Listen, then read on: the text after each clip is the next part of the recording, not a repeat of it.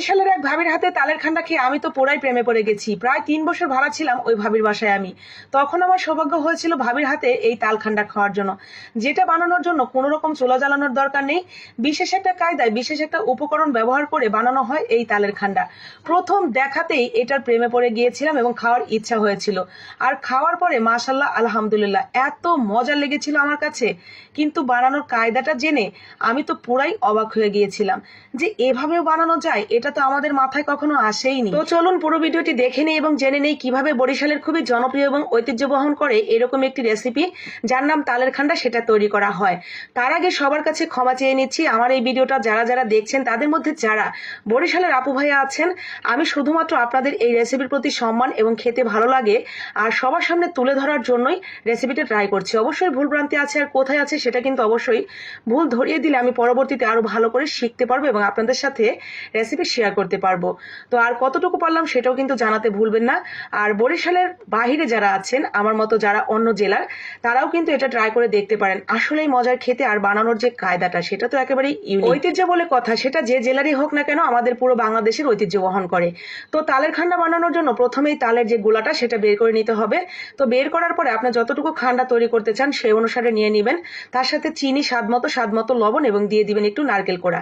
আর এখন হলো সেই বিশেষ উপকরণ, বলেন তো এটা কি? এটা কি সেটা শোনার পরে আপনাদের অনেকেরই চোখ কপালে উঠে যাবে।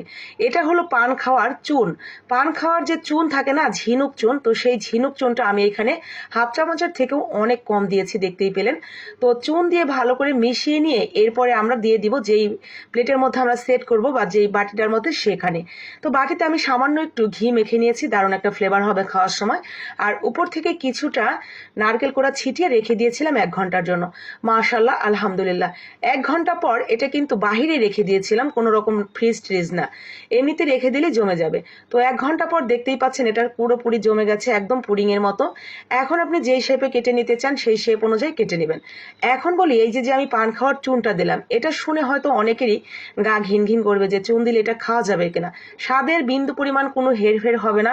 চুন মিশিয়ে এটা বানানো হয়েছে, আপনি টেরই পাবেন না, চুনের কোনো ঘ্রাণ নেই, কোনো স্বাদ নেই, কিচ্ছু পাবেন না। তবে এই চুন যেহেতু খাওয়ারই জিনিস তাই খেলে কোনো ক্ষতি হবে না। তবে চুন খাওয়ার রয়েছে বিশেষ উপকারিতা।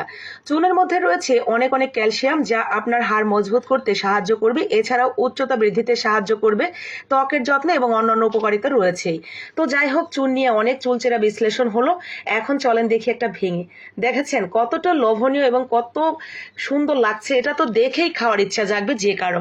আর খেলেই আপনি বুঝতে পারবেন যে এটা আসলেই কতটা মজার এবং লোভনীয়, যেটা বরিশালের যুগ যুগ ধরে ঐতিহ্য বহন করে চলছে। ভালো লাগলে লাইক কমেন্ট শেয়ার করে দিবেন।